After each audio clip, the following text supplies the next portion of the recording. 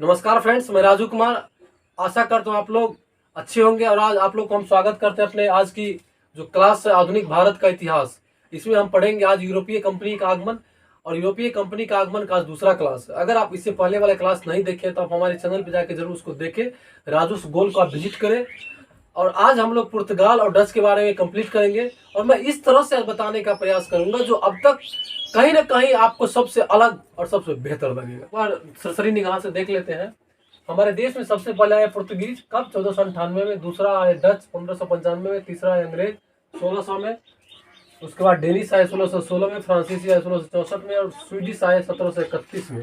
यानी आपने क्या देखा, सबसे जो अंतिम में जो आखिरी कंपनी आती है भारत में वो आते हैं स्वीडिश। लेकिन स्वीडिश की जो फैक्ट्रियाँ वगैरह है इंडिया में उससे सवाल नहीं पूछेंगे, क्योंकि ये स्वीडिश जो थे अधिकतर ये चाइना वगैरह से जो है अपना व्यापार किया करते थे। ठीक है, तो चलिए हम लोग देखते हैं आज की क्लास पुर्तगाल के बारे में। देखिए पुर्तगाल जो है उसकी जो पहली फैक्ट्री थी वो कोचिन में उन्होंने कोचिन में लगाई। कब? 1503 में। इनका जो उद्देश्य था काली मिर्च और मसालों का व्यापार के लिए इन्होंने जो पहली फैक्ट्री लगाई थी कोचिन में 1503 में। दूसरी फैक्ट्री इन्होंने लगाया था कन्नूर में 1505 ईस्वी में। थोड़ा इसको ध्यान रखेंगे आप, यहाँ से सवाल बन जाते हैं ऑब्जेक्टिव। लेकिन इसमें जो एक चीज जो समझने वाली बात है कि पुर्तगाली जब आए तो पहले तो व्यापार के उद्देश्य से आए, लेकिन जब वो बाद में उन्होंने यहाँ देखा कि यहाँ जो मसाले और काली मिर्च यहाँ पे काफ़ी है, और यहाँ से जब वास्को डी गामा जब जाते हैं तो उनको सारे खर्च काटने के बाद 60 गुना उनको मुनाफा होता है। उसके बाद तो समझिए यूरोपीय कंपनियों में एक होड़ सी लग गई पूर्वी देशों से व्यापार करने के लिए, है ना। तो इसमें क्या हुआ, उसके बाद वहाँ के जो राजा थे उन्होंने यहाँ फ्रांसिस्को डी अल्मीरा को पहली बार गवर्नर बना करके इन्होंने भेजा 1505 में। इन्होंने 1505 से 1509 ईस्वी तक जो है इंडिया में रहे। ठीक है, और फ्रांसिस्को डी अल्मीरा भारत के माने प्रथम पुर्तगाली गवर्नर हुए। इन्होंने जब आए यहाँ तो इन्होंने सबसे पहले क्या किया, इन्होंने हिंद महासागर के क्षेत्र में जो है अपना बड़ा मजबूत समुद्रिक नीति इन्होंने स्थापित किया, जिसको ब्लू वाटर पॉलिसी कहा जाता है, यानी शांत जल की नीति। उनका उद्देश्य था कि इस हिंद महासागर के क्षेत्र में जो भी व्यापार हो वो हमारा हो। फ्रांसिस्को डी अल्मीरा जब हिंद महासागर के क्षेत्र में अपने नीति को, समुद्रिक नीति को जब मजबूती से रखने लगे तो इनका विरोध भी हुआ अरब वासियों की तरफ से। उसमें जो है गुजरात, मिस्र और तुर्की, है ना, ये सब मिलकर के जो है 1508 के जो है युद्ध, जो चोल का युद्ध कहा जाता है, उसमें इनको हार हुआ। और फ्रांसिस्को डी अल्मीरा का जो बेटा था वो भी मारा गया। लेकिन ठीक उसके एक साल बाद 1509 में उसने महमूद बेगरा मिस्र, तुर्की यानी संयुक्त मुस्लिम नौसैनिक को उन्होंने हराने का काम किया। कब? 1509 में, है ना। उसमें कौन कौन शामिल? उसमें महमूद बेगरा मिस्र के तुर्की के शासकों के समुद्री बेड़े को उन्होंने पराजित किया और इन्होंने फिर से अपना मजबूती जो है पुर्तगाल को स्थापित किया, है ना। फिर उसके बाद जो है दूसरा जो गवर्नर बन के आता है यहाँ पे, उनका नाम था Alfonso de Albuquerque. Alfonso de Albuquerque जो है 1509 में आया और 1515 तक रहे। ये दूसरा वायसराय बनकर आया। अल्बुकर्क क्या किए, उन्होंने आने के बाद उन्होंने अपने विजन को बदला। उन्होंने यहाँ पे रह के यहाँ के जो शासक था, यहाँ का जो व्यापार था, बिजनेस व्यापार था, उसमें भी इन्होंने अपना हस्तक्षेप करना चालू कर दिया। और इन्होंने 1510 ईस्वी में बीजापुर के शासक यूसुफ आदिल शाह से गोवा को छीन लिया और वहां पे अपने साम्राज्य को स्थापित किया। और यहीं से पुर्तगाली साम्राज्य का नींव जो है 1510 में, इसको ध्यान रखना है आपको। और पुर्तगाली साम्राज्य का वास्तविक संस्थापक इनको माना जाता है। किसको? अल्बुकर्क को। अल्बुकर्क को ही वास्तविक संस्थापक पुर्तगाल का माना जा रहा है, क्योंकि इनका जो विजन था, इनका जो सोच था, इनका सोच था केवल व्यापार करना नहीं था, इनका सोच था यहाँ पे शासन करना और यहाँ का जो बिजनेस था, यहाँ का जो व्यापार था, उसको डायरेक्ट अपने हाथों में लेना और अपने मर्जी के हिसाब से व्यापार को बढ़ाना आगे, किसी से हमको आदेश लेना ना पड़े। और अल्बुकर्क ने ही पुर्तगालियों को भारतीय स्त्री से शादी के लिए प्रेरित किया और घर बसाया। दूसरा, अल्बुकर्क ने क्या किया कि यहाँ के जो स्त्रियां थी, यहाँ की जो महिलाएं थी, उससे शादी करने के लिए जो है प्रेरित किया अपने पुर्तगाली वासियों को। और उन्होंने कहा कि आप यहीं पे की महिला से शादी करिए और यहीं रहिए और अपना परिवार को बड़ा करिए, क्योंकि यहाँ पे हम जो है विदेशी बन के नहीं रहेंगे, बल्कि यहाँ पे भारतवासी बन के यहाँ पे शासन करेंगे और अपना जो उद्देश्य व्यापार करने का वो व्यापार करेंगे।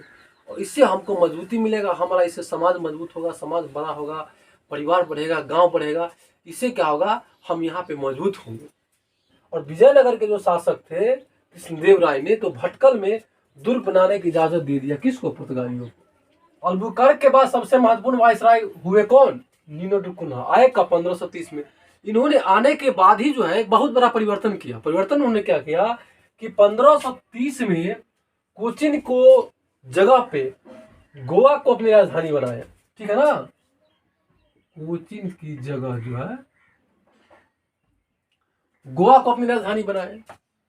और उसके बाद सेंट टोमे और हुगली बस्ती भी इन्होंने बसाए। तो सेंट टोमे के बारे में आपको पता होगा कि ये पूर्वी तरफ है, पूर्वी क्षेत्र में, ठीक है। उसके बाद गुजरात के शासक बहादुर शाह को मुलाकात के दौरान उन्होंने हत्या भी कर दिया। और हत्या करने के बाद उन्होंने क्या किया कि बसीन पर 1534 में व दीव पर 1535 में अपना अधिकार कर लिया, और वहां भी इन्होंने बस्ती बसाना चालू कर दिया, ठीक है। उसके बाद इन्होंने क्या किया, इन्होंने कार्टेज पद्धति लागू किया, जो एक प्रकार का लाइसेंस था। किसके लिए था, तो समुद्री व्यापार के लिए।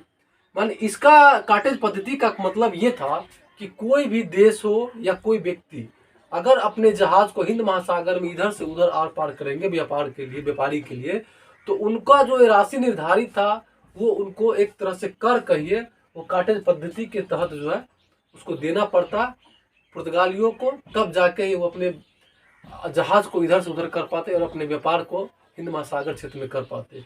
तो कार्टेज पद्धति को स्वीकार लास्ट में अकबर को भी करना पड़ा। और फारस की खाड़ी और हरमुज तथा हिंद महासागर में अपनी चौकियां स्थापित किया। भारत का जापान के साथ व्यापार का श्रेय भी पुर्तगालियों को ही जाता है कि भारत जब जापान से व्यापार किया तो आप देखेंगे कि वहां पर जो समुद्री सीमा जो है वहां पे हिंद महासागर के क्षेत्र से जाता है, तो उसका भी श्रेय जो है पुर्तगालियों को जाता है। भारत में तंबाकू, आलू, टमाटर की खेती या जहाज निर्माण का जो है ये सब पुर्तगालियों का ही दिन था। और पुर्तगाली के द्वारा ही सबसे पहले 1556 में गोवा में प्रथम प्रिंटिंग प्रेस की शुरुआत हुई। स्थापत्य कला में गोथिक कला जो है वो पुर्तगाली का ही देन है। पुर्तगाली के साथ ही गोथिक कला भारत में आए, इसको भी तो आपको ध्यान में रखना है। यहाँ से क्वेश्चन ऑब्जेक्टिव बनते हैं। 1632 में हुगली से शाहजहां ने भगाया पुर्तगालियों को। 1661 में पुर्तगाली राजकुमारी कैथरीन का विवाह ब्रिटिश राजकुमार चार्ल्स द्वितीय से हुआ, और चार्ल्स द्वितीय को दहेज में मुंबई दिया गया। उस समय बम्बई कहलाया जाता था। तो बम्बई का जो क्षेत्र था वो चार्ल्स द्वितीय को दहेज में मिला, किससे, पुर्तगाली से मिला। और उनको बाद में क्या किया, चार्ल्स द्वितीय ने उनको 10 पाउंड वार्षिक सालाना पर जो है किराए पर दे दिया, किसको, ब्रिटिश कंपनी को। पतन, अब हम देखेंगे कि पुर्तगाली जो शासक था, पुर्तगाली का पतन कैसे हुआ, उसका क्या कारण था। तो उसका जो सबसे महत्वपूर्ण कारण था उसका था धार्मिक असहिष्णुता, क्योंकि उनका जो उद्देश्य था अधिक से अधिक लोगों को ईसाई बनाना, जबकि यहाँ पे हिंदू मुसलमान ये लोग ज़्यादा थे। लेकिन पुर्तगाली क्या सोचते थे कि जितना ज़्यादा हम ईसाई को बनाएंगे, जितना ईसाई यहाँ बढ़ेगा, हमारा संतुलन बनेगा और हम यहाँ पे मौजूद होंगे। तो धार्मिक असहिष्णुता इतना बढ़ गया कि वहाँ पे लोगों ने इनका विरोध किया। उसके बाद वहाँ का जो व्यापारी था उनको ये लूटपाट करते थे, लूटपाट की वजह से भी इनका विरोध हुआ। और उसके बाद भारत की जो स्त्रियां से इन्होंने जो वैवाहिक नीति डेवलप किया अल्बुकर्क ने, उसका बाद में जो है काफ़ी विरोध हुआ, जिसको मराठा और मुगलों ने जो है काफ़ी विरोध किया। इस वजह से जो है यहाँ से इनका पतन का कारण बना। तत्कालीन स्पेन में पुर्तगाल को शामिल हो जाने से इस कंपनी पे स्पेन सरकार का जो अधिकार बढ़ जाता है। इसके वजह से पुर्तगाल का जो उपनिवेश था, उपनिवेश संबंधी गतिविधि था, वो पश्चिमी देशों की तरफ मुड़ जाता है। चलिए अब हम लोग देखेंगे डच के बारे में। डच जब हमारे यहाँ आए 1595 में पुर्तगाली के बाद, ठीक है। तो डच जो है ना वो हॉलैंड को कहते हैं, जो वर्तमान में भी नीदरलैंड है, उसके निवासी थे, ठीक है। इन्होंने 1596 में Cornelius Houtman Cape of Good Hope होते हुए सुमात्रा और बंटेन पहुंचने वाला प्रथम डच नागरिक थे। कौन, कॉर्नेलियस हॉटमैन। वही केप ऑफ गुड होप जिस रास्ते से जो है वास्को डी गामा भारत आते हैं, उसी रास्ते से ये भी जो है आते हैं, ठीक है। अब देखेंगे कि डच जो है प्रारंभ में इंडोनेशिया तक केंद्रित थे, क्योंकि वो मसालों के व्यापार में एकदम उसमें संलग्न थे, ठीक है।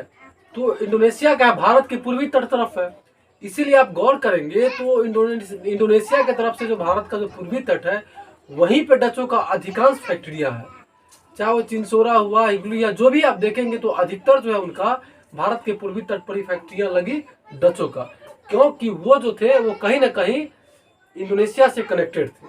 ठीक है, चलिए आगे देखेंगे। डचों की पहली फैक्ट्री जो है 1605 में उन्होंने मसूलीपट्टनम में लगाया, जो भी पूर्वी तट पर ही है, स्थापित किया, जहां से वो स्वर्ण के सिक्के, उसका क्या नाम था, पैगोडा, पैगोडा जो है वो ढालने का काम करते थे।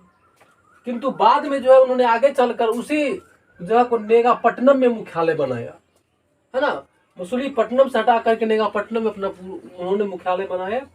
और उनका जो दूसरी फैक्ट्री लगा वो है पोतापल्ली, जिसको निजामपट्टनम कहते हैं। क्लियर, डचों का जो पहला फैक्ट्री था वो था मसूलीपट्टनम में, और उसकी दूसरा फैक्ट्री था पोतापल्ली, जो निजामपट्टनम कहते हैं, वहां था। और आपको ये चीज ध्यान देना है कि डच का जो अधिकांश फैक्ट्री है ना वो पूर्वी तट पर है, क्योंकि वो कहीं ना कहीं इंडोनेशिया से जुड़े हुए थे, तो यहाँ वहाँ उनको बराबर आना जाना लगा रहता था। और डचों का जो है सबसे जो उसका जो डचों का जो जल्दी मतलब उसका विस्थापित हो गया भारत से, उसके पीछे रीजन क्या था कि डचों का नौसैनिक शक्ति बहुत ही कमजोर था। इसकी वजह से वो अंग्रेज और फ्रांसीसी से प्रतिस्पर्धा नहीं कर पाए, इसलिए वो सरवाइव नहीं कर पाए डच ज्यादातर। चलिए आगे देखेंगे। भारत से वस्त्र को निर्यात की वस्तु बनाने का श्रेय डचों का जाता है। माने डच ही पहला व्यवसायिक कंपनी थी डचों का ही, जो जिन्होंने भारत से जो सूती वस्त्र था, वस्त्र को समझिए निर्यात की वस्तु बनाने का जो श्रेय है वो डच को जाता है। इस तरह का सवाल आपको हमेशा देखने को मिलेंगे ऑब्जेक्टिव, इसलिए ये छोटी छोटी पॉइंट को आप नोट करते चलिए और इसको ध्यान में रखिए, ये आपको एग्जाम में काफी मददगार साबित होंगे। ठीक है, और जबकि ये नील और सोरा तथा सूती वस्त्र का भी व्यापार करते थे डच। डच कंपनी का नियंत्रण सीधा डच सरकार के हाथों में था, यानी कि डच का जो कंपनी था उसका नियंत्रण वहां की कंपनी के हाथों में नहीं था, वो उसके सरकार के हाथों में था। ये भी डच कंपनी को सरवाइव करने में एक बाधा बना, क्योंकि कंपनी अपनी मर्जी से कोई निर्णय नहीं ले पाया, है ना। डचों का अंतिम रूप से पतन जो है 1759 की, ये आपको ध्यान रखना है। डचों का जो पतन होता है, अंतिम रूप से जो पतन हुआ वो 1759 में अंग्रेज और डचों के बीच जो युद्ध हुआ उसका नाम था बेदरा का युद्ध, है ना। 1619 में जाकार्ता को जीता और बेटिविया नामक एक नगर बसाया डच। ठीक है, 1641 में मलक्का और 1658 या 59 में कहीं कहीं दिया गया है, पुर्तगालियों से उन्होंने श्रीलंका को जीत लिया। यानी कि आपको ध्यान क्या रखना है, 1658 या 59 में उन्होंने क्या किया, श्रीलंका को जो है जीत लिया, किससे, पुर्तगालियों से जीत लिया। डचों की अधिकांश फैक्ट्रियां पूर्वी तट पर थी, ये इंडोनेशिया से जुड़े हुए थे, मैंने इसको चर्चा कर चुका हूँ, इसको ध्यान रखना है आपको। और 1616 में सूरत में और 1653 में चिंसूरा में जो है इन्होंने कंपनी का स्थापना किया। और चिंसूरा में जो है एक गुस्तावुस फोर्ट है, वो डचों से जुड़ा हुआ है, इसको ध्यान रखना है। और 1658 में पटना में ही उन्होंने एक फैक्ट्री का स्थापना किया डच। तो आज की क्लास में हम लोग पुर्तगाल और डच के बारे में पढ़ाई किए। मुझे उम्मीद है कि आप लोग को ये काफ़ी अच्छा लगा और काफ़ी मैंने इसको अलग अलग तरीक़ा से पॉइंट में समझाने का प्रयास किया। और अगर आपको इसमें कोई सुझाव है तो आप अवश्य हमें कमेंट करें, अच्छा लगे तो लाइक कीजिए, सब्सक्राइब कीजिए, अधिक से अधिक लोगों को शेयर कीजिए ताकि अधिक से अधिक लोग इसका लाभ ले सके। Thank you.